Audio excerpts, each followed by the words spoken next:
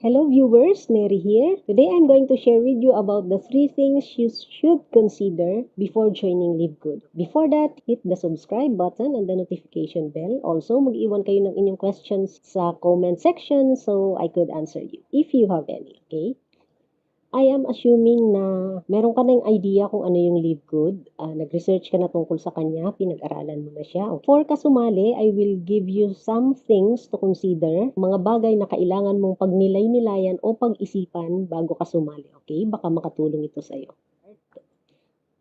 Merong dalawang tao na gustong sumali dito sa LiveGood. Ang una is yung existing na or ex-networkers. Ang ibig kong sabihin is dati na silang sumali sa isang networking company or multi-level networking company. And meron na silang idea, meron na silang alam paano ginagawa ang business na to. Ang pangalawa is yung bago pa lang at wala pa talagang alam ang gustong ma-experience and gawin yung business o kung paano patakbuhin ang ganitong klase ng business. And reasons why people want to join. Bakit mo ba gustong sumali sa ganitong klase ng business? Unang-una, may mga tao na gustong sumali dahil gustong makatipid doon sa pagbili nila ng product. Since this is a subscription company, parang ano lang, kung example is Netflix, kasi nagbabayad ka ng subscription monthly, and meron silang services na ibinabalik sa'yo, yung makakapanood ka ng kanilang movies, and hindi ka na kailangang pumunta ng movie house. So, malaki ang natitipid mo doon. Yun yung isang reason bakit gustong sumali ng tao sa LiveGood. Yung pangalawa is gusto talagang kumita. Okay?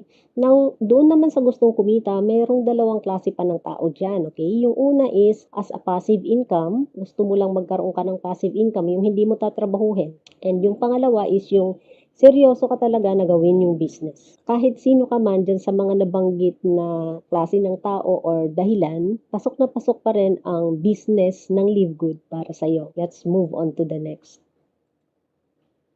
Ang unang kailangan mong malaman is yung affiliate membership and monthly subscription. Meron kang kapital na kailangan given na yon kasi business nga, hindi siya libre. Kailangan mong magbayad ng affiliate membership and monthly subscription. So, magkano siya? Yung affiliate membership is $40. That is more or less 2,217 pesos. And yung subscription naman monthly is $9.95 or mga more or less 500.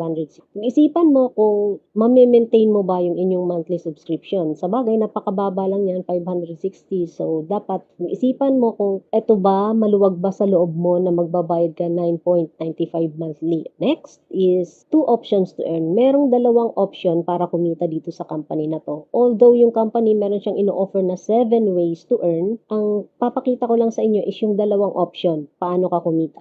Yung unang-una is no selling or enrolling required. Hindi mo kailangang magbenta or mag-enroll ng tao. Ito yung mabagal na paraan. And itong mabagal na paraan na to, ito yung gagawin mo lang siya as passive income. Magme-member ka lang, babayaran mo yung 49.95 na affiliate membership and yung monthly mo, and mag-aantay ka lang.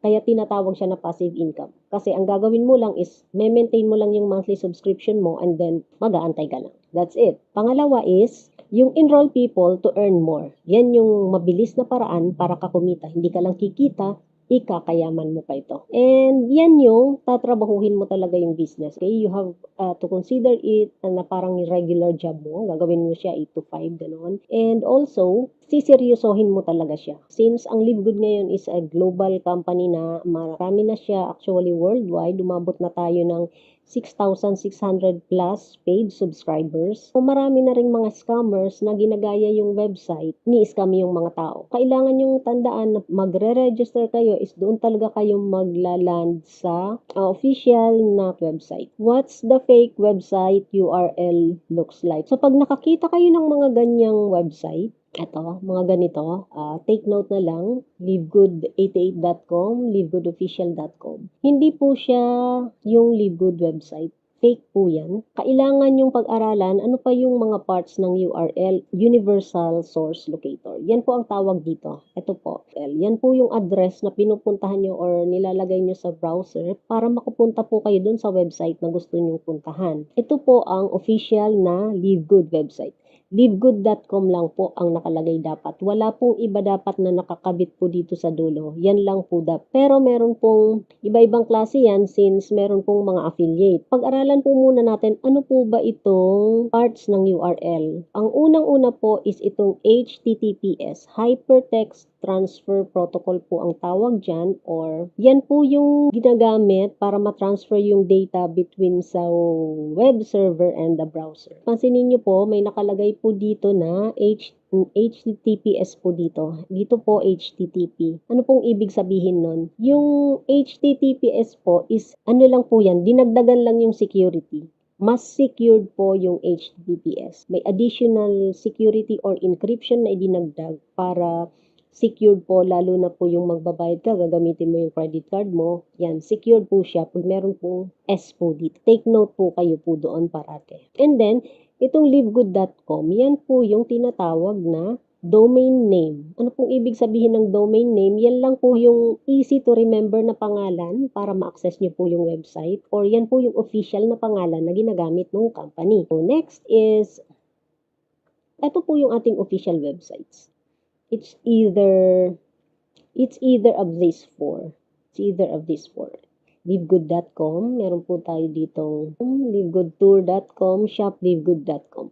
Since kasi may mga affiliate ang Livegood, ito pong tatlo na to, yan po yung binibigay sa mga affiliate member. Pangalan dito po sa dulo, yan po yung tinatawag na affiliate username. Username ko po ito, so kung ako po yung magbibigay sa inyo ng link, dapat po ganito po ang makikita ninyo. Yung tour, ito po usually ang binibigay na link para po doon sa registration, livegoodtour.com, and dapat po meron sa dulo pangalan kung sino po yung affiliate na nag-invite sa inyo para po mag-register. Kasi pag nag-register po kayo, yung affiliate po, meron po siyang commission doon po sa registration nyo. Take note also na since affiliate members are allowed po na promote, ganyan, ang iba po kasi gumagawa ng sarili nilang website. So, minsan, mapupunta po kayo doon sa website ng affiliate. So, ganito po yan. Halimbawa ako po, meron po ako sariling landing page. Pag in-invite ko po kayo, magbibigay po ako sa inyo ng link. Ganito po yung link. Ayan po sa taas kung nakikita nyo. Yan po yung makikita nyo. Hindi po siya livegood.com. Nakalagay po is livegood.contact. Pwede pong mag-iba-iba po yan. Depende po doon sa URL na ginagamit po nung affiliate na nag-invite po sa inyo. Okay? So,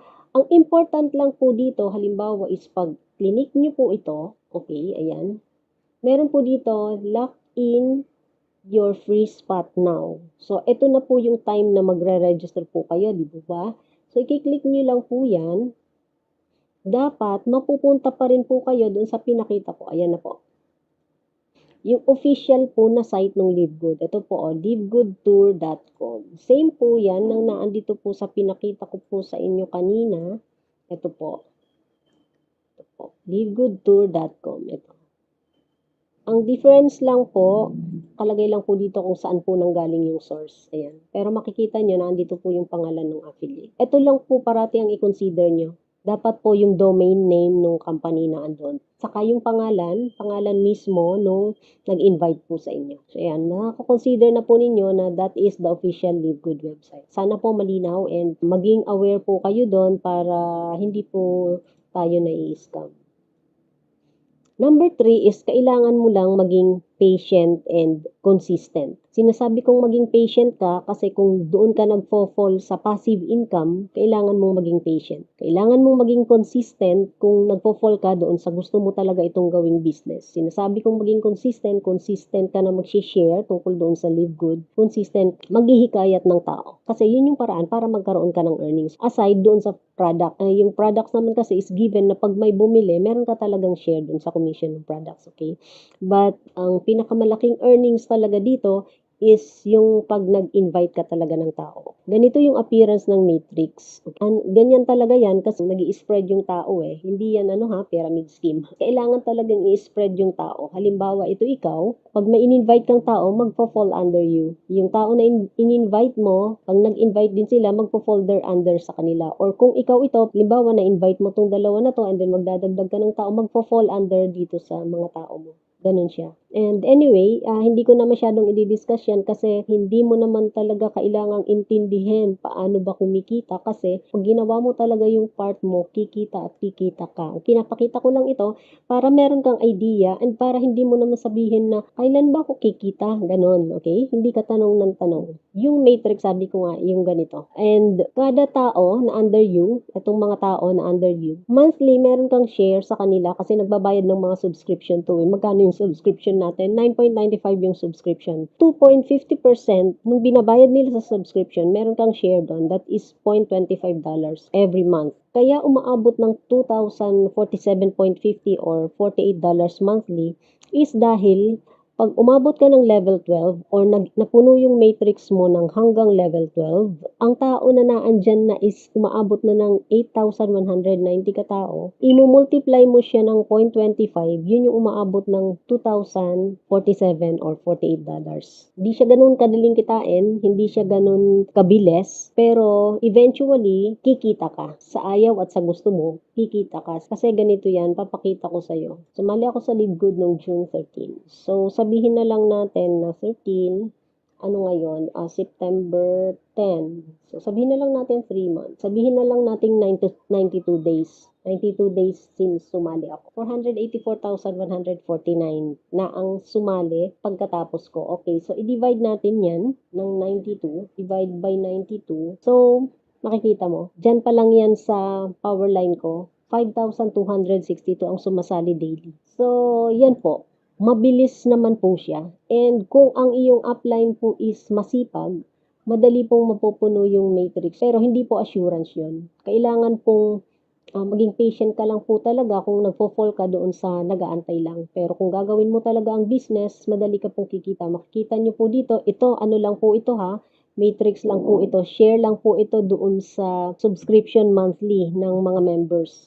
At tingnan nyo po, monthly lang yan. Pero kung yung mga tao under this, kasi may mga tao na dito ito yung number of people, total number of people doon sa level. Ito kasi yung level, 1, 2, 3 level. Ito yung number of tao kada level. Ito yung total na number sa isang level. So, halimbawang nag-diamond, meron kang nasa 63,000 plus na tao. Aside dito sa 16,000 mo, lahat na kinikita ng tao na yan, meron ka pang 50% sa kanila. So, ganun lang. 3 things lang ang kailangan nyo lang talaga ilagay sa manyo. Ano ba yung purpose mo? Bakit gusto mong sumali dito? Siguraduhin mo na doon ka mapapadpad sa totoong website. And yung pangatlo is, dapat maintindihan mo na hindi ito quick money. Kailangan itong trabahuhin. And kung mag-aantay ka sa spillover, hindi ito ganun kadali. Patience and consistency. Mukhang complicated yung kanyang compensation plan, but hindi mo kailangang problemahin yon because it's the company's problem. And dinesign nila ng ganun yan, ibig sabihin, kayang-kaya nilang isustain. Ang dapat nating problemahin is how to grow the business. And if you want to join, don't delay. I have a link in the description below. Thank you very much. See you again next time. Bye!